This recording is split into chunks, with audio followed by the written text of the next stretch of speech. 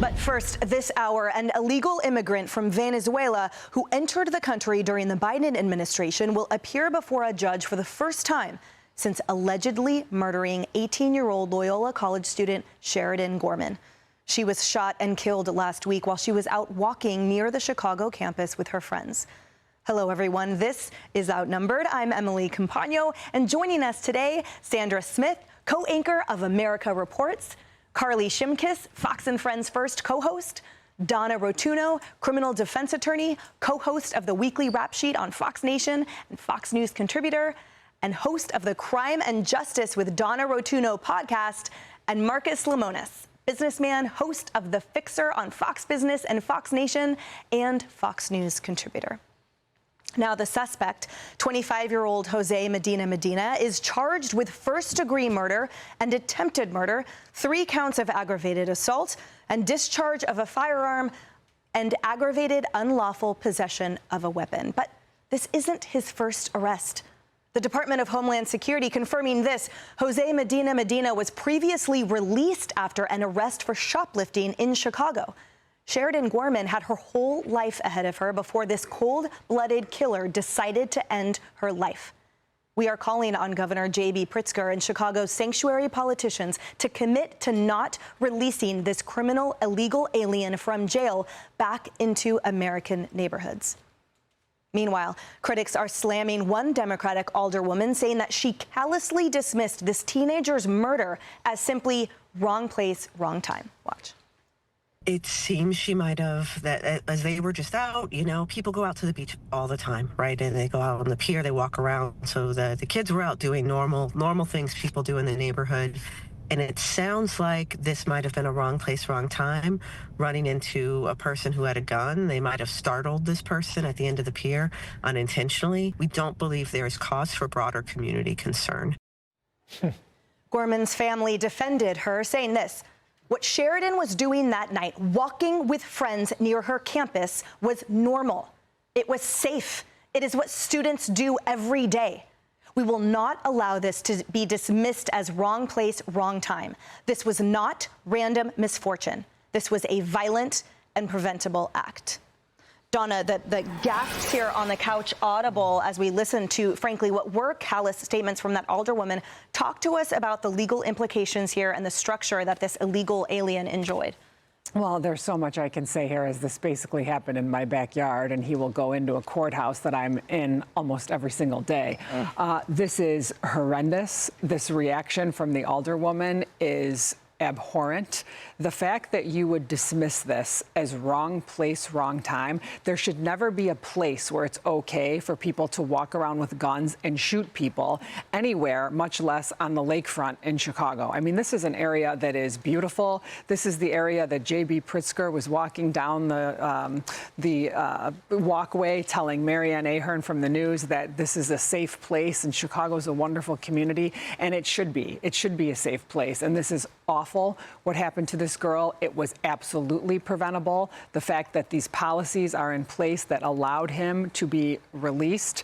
Back when we had reasonable policies in this country, you would get arrested, and if you had an issue where you were not a citizen, there would be a detainer placed on you, and then ICE would be able to come into the jails and remove you. That is no longer happening. These detainers don't mean anything. The jails in sanctuary cities are not allowing the ICE agents to come in and remove them, and this is making everyone unsafe. There is absolutely no reason for this. There is no logical reason to say we should allow this to continue happening, and these sanctuary policies have to stop. And Sandra, the family also addressed the suspect's prior run-ins with the law, saying this: we are gravely disappointed by the policies and failures that allowed this individual to remain in a position to commit this crime. When systems fail, whether through release decisions, lack of coordination, or unwillingness to act, the consequences are not abstract. They are real, and in our case, they are permanent, and may I add, heartbreaking. We all gasped on the couch, including Donna and I, who know that city very well, and we know that it was not in the too distant past where Governor Pritzker walked along that lakefront where she was killed and touted its safety and how great Chicago is doing. And I mean, we remember this moment and we thought, wow, Well, try being that young student, try being the family of that young girl and being told by that Democrat alderman that, you know what, this wasn't a bad guy that was never supposed to be here in the first place that killed your daughter, that it was her fault. She was walking in the wrong place at the wrong time. She may have even startled that guy, that person with a gun. I mean, it's just horrific, the explanation that's been given to this poor family. And I was just telling Donna, you know, we look at that city and we think, gosh, it's so far from what it once was and what it could be. It's a great American city. It always has been. But it has been destroyed by these far-left policies that have made people like this not safe to walk the streets there. This young student who had every right to be out and about. And she's in the wrong place at the wrong time, she's told. It's not about the policies. It's about her mistake. That's what they've ultimately been told. And that's why people are fleeing the city still to this day. Yeah, I mean, the Chicago alderwoman, I think her statement is part of a trend, and that is defending the indefensible. And in this case, placing some of the blame in the victim. I mean, she was not at the wrong place at the wrong time. This illegal immigrant was, which is in our country. That's the wrong place with a prior criminal record.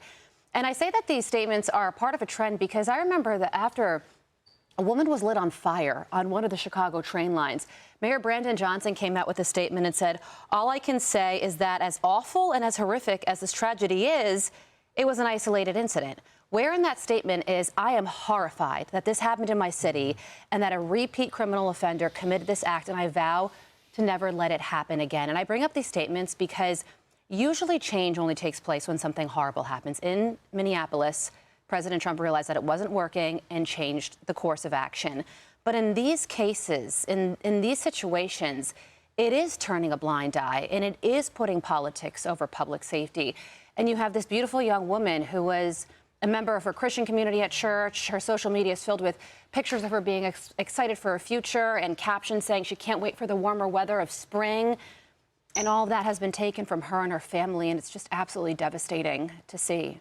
Marcus, I wanted to close with you on the concept of leadership, because that is such a big, the country looks to you as a model for that. Talk to us about what's existing here or lacking in the way of leadership. Wrong person, wrong time is wrong leadership, repeat offender. Yeah.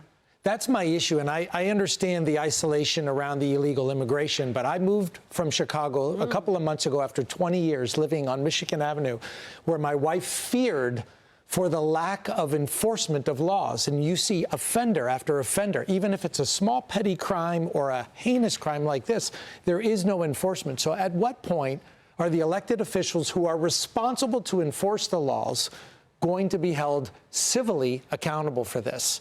This dismissiveness around what's happening in Chicago is, I think, systemic of what's happening in a lot of places where we don't want to enforce the laws and we want to allow people to come in, do bad things, and get a second chance, a third chance. When it's too much, too much? Well, clearly it's too much right now. Quick follow-up. We've been covering the billions lost, for example, in Massachusetts GDP, in New York GDP with everyone fleeing. Is everyone talking about and doing that in Chicago and Illinois, too? Are all of your colleagues and friends as well saying, yeah, this is unsustainable, we have to leave? What's unfortunate is there's a lot of great businesses in the suburbs of the city of Chicago, in the areas where you can move outside of that. Inside of the city of Chicago, where Brandon Johnson is, where the former mayor was, where Governor Pritzker made billions of dollars in that city, that's really where the problem is. It's giving the suburbs a bad name. That's my perspective. I don't know if you agree or disagree with that, but that's the problem. It's the city of Chicago and the lack of enforcement. Hey everyone, I'm Emily Campagno. Catch me and my co-hosts Harris Faulkner and Kaylee McEnany on Outnumbered every weekday at 12 p.m. Eastern, or set your DVR. Also, don't forget to subscribe to the Fox News YouTube page for daily highlights.